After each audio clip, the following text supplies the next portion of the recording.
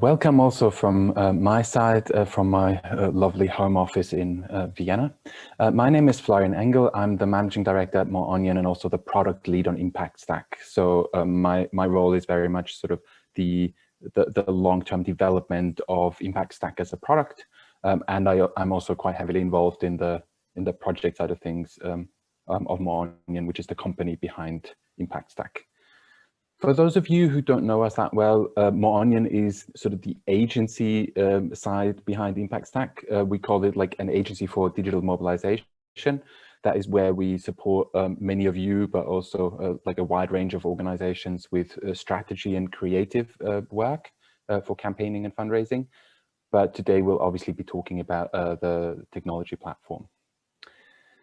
So Impact Stack, I'm going to give you a very quick intro, then I will be talking about the next generation of the platform and where we are at in terms of development. And then I'll give you a bit of an overview of the new theming system and what has happened since the last event, where some of you might have also been participating.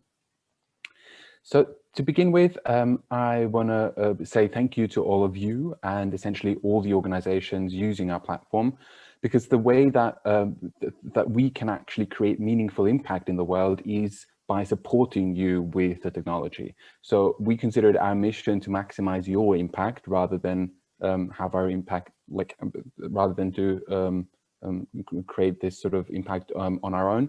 So we can only achieve that through your campaigns, through your fundraising efforts. And it's great that it's like a growing community of organizations using the platform and doing wonderful things with it. So just a few quick notes on how we operate. So we consider ourselves to be a community-led product. What that means is that we constantly engage with all of you, so the community of users of the platform, to identify potential new features, to see what the needs are, and to really make sure that we can produce a tool that works for all of you. We sometimes use co-funding, so a few different types of organizations coming together to help fund new development. That is particularly something that we've done a lot around things like political data sets for a specific election, or certain areas where we wouldn't necessarily have the funding on our own to be able to make it happen. But by a few organizations coming together and sharing the cost, we can make a lot of things happen. We always do our best to make sure that the roadmap and the way that we develop features is very transparent to all of you. So that means that, again, you can engage with that process, you can participate, you can share feedback fairly early on in the process. And that's how we can make sure that, again, it's a product that serves your needs rather than just something that we want. At the moment, like all our development efforts are really focused on building the next generation of our platform. And in some areas, you might not be noticing it, but it's already happening in the background. So it's already running in the background. And I'll be talking about this bit to begin with. So the next generation of our platform, as many of you know, when we started out developing Impact Stack, that was quite a while ago. So what we've been doing in the past 2 years is that we constantly take out a piece of functionality of the current platform, and we replace it with a new system. So you can imagine it's sort of like riding a bike, and while you're riding the bike, you're actually replacing certain parts of it. So it can be a bit challenging at times, but that approach means that there's no interruption in service or anything like that. It's a continuous service, and the only thing that happens every once in a while is that a new part gets added to the platform in a way that that will make life easier for us, or it will make a lot of new features available for you. So the first thing I want to talk about with that in mind is sort of like how that will benefit you specifically as a user, because it can sometimes be a bit abstract when we say, oh, we're redeveloping the platform in the back end. What does that actually mean? Because some of these changes are changes that you will notice right away, and other changes are more like something about the data processing in the background. So generally speaking, what this means, this transition means, is that in future we can roll out certain changes much faster, because with the current system, there are some limitations to how we can make changes quickly. So sometimes a small change that seems very small takes a long time to implement and is a bit difficult to roll out. That will be much faster. And that is obviously great, because that means that we can respond to new requirements faster. The second point is that it will be more open and more and even easier to integrate. As you know, Impact Stack is only as good as the combination of systems that you integrate it with, and we take quite a lot of pride in how well we integrate a lot of different systems. But with the next generation, it will be even more so. So we will have a wide range of APIs that can be used to send data our way, to receive data from us, and the types of integrations that we can do with this new system will be even more advanced. And the last bit is that it will be even more flexible and customizable. But at that point, there's just going to be more control over like how you customize it. Right now, there are a ton of customization options out there, but most of them require us to do something. So it's less sort of like up to you on customizing it yourself. So the first thing that we are currently working on, and that we've been working on for quite a while, is sort of the data layer in the background. So how data is being processed. If you look at the arrow to the right, you can see like it starts off with something like tracking data. That tracking data ends up in form data, and form data is really what our platform is all about, because people take action or make a donation, and that is all form-based.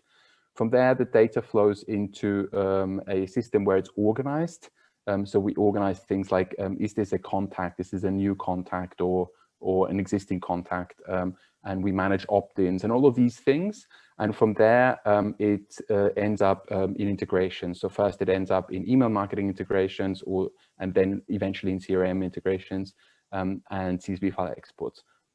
So that is sort of like what I mean by data layer, so that the processing of the data in the background. I know that's not necessarily the most exciting topic, but it's really important. And if you have your data flow in a particular setup in a way that you don't have to worry about it, that can save you a lot of trouble. So where we're at with this system is that the first organization is just about to be migrated to this new data flow entirely. And that means that we're also releasing the first integration with an email marketing tool, because nobody wants to use this without an email marketing tool integration. So that will be sort of like our pilot stage, and that will take about like 2 months or so. And we're going to start rolling out the same thing with depending on which email marketing integration we have already ported to the next generation of the platform. We will start gradually rolling that out to more clients in April. The other thing is what's made possible through this is the first inbound API that directly connects as if it was a form on our platform. So that means that you can start sending data to this system. And for that, we're still looking for pilot partners, by the way. So if that is something that you are interested in, then feel free to reach out and we can see whether we can make a project happen. Then for the sort of like also what that means specifically for data, for those of you who are a bit more curious about this. So one of this is just really just an example about like what this means for you and why it's so much more powerful than what we currently have. So what you can see here is a list of fields, that is just a small section, that will be added to the contact record. And these fields are really designed from scratch to help you create supporter journeys and help you automate supporter journeys. To give you an example, some of you are already using a field on the contact record that saves the exact type of activity and channel where this supporter has originally been recruited from. So that way you can track, if you have different recruitment efforts, you can track how these efforts performing long-term and these sorts of things. So what we're adding is a wide range of different fields, such as like the first type of action people have taken, the first donation they've made, the last donation they've made, and what that donation amount was. So a wide range of different fields that will just be ready and available for you. And all you have to do to set them up with your email marketing system is add a new field in the email marketing system with the corresponding field key. So it's really a job of like a few minutes to set up new fields, and they will automatically be synchronized and populated with this new, really interesting data. All of this data is already available, but it's not easily available for integrations without like implementing some custom pieces of functionality. So that's just a small example of like how this new data layer is going to bring about a lot of changes and a lot of improvements for you. The other thing is that we're currently in the first stage of a Salesforce integration, also with the new data layer. That will be an API-based integration, so it will happen in almost real time.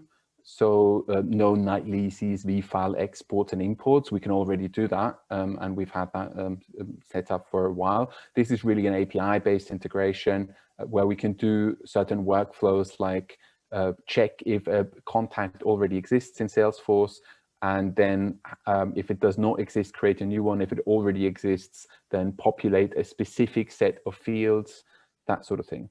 So what this is going to create is the opportunity for all of you who are using Salesforce to really bring down the cost of an integration significantly. Now, this integration is about 70% reusable, and the reason why we say that is because every Salesforce installation is set up slightly differently. So sometimes you have specific fields or specific functionality, so it can't be 100% generic, but a good chunk of it will be generic. So the cost of being able to integrate Salesforce will be much, much lower. For those of you who have a very standard vanilla Salesforce integration, it will be really cheap.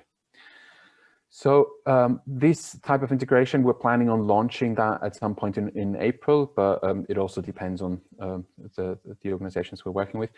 And we're starting also offering that integration to other organizations at some point in May. So if you're also interested in implementing a Salesforce integration, then feel free to reach out. Now would be a great time to get the conversation going and to make sure that we can also meet your requirements with the work that we're doing right now.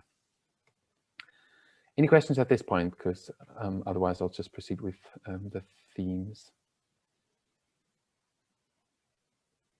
No? Okay.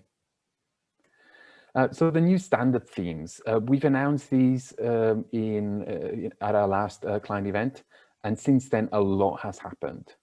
So, but first of all, what are these new standard themes? So the major difference is that the new themes allow you to create different types of page layouts. So we've always had custom themes. So these are the type of themes that we develop and design from scratch, and they're really 100% custom.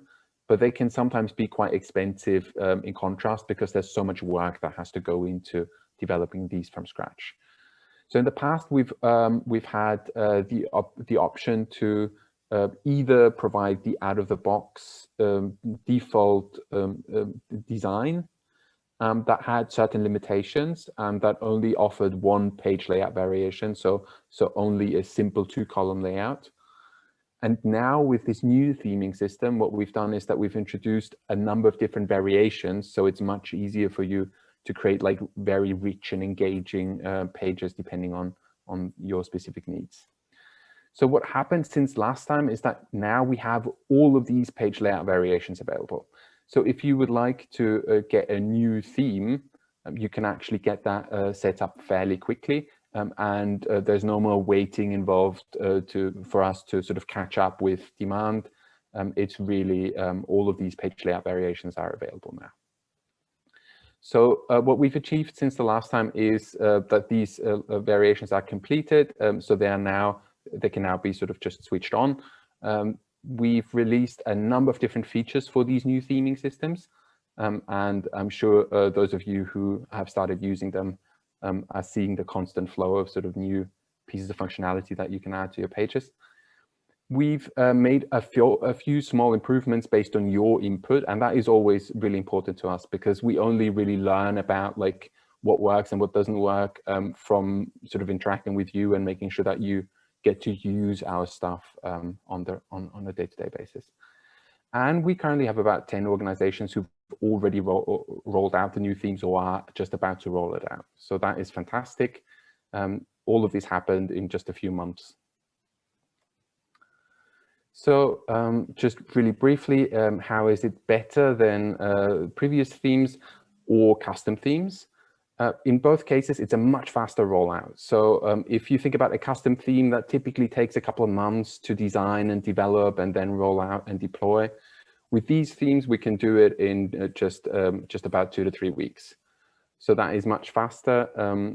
The other thing is that it's more affordable, especially if you use like page layout variations to make your pages a bit more interesting and special.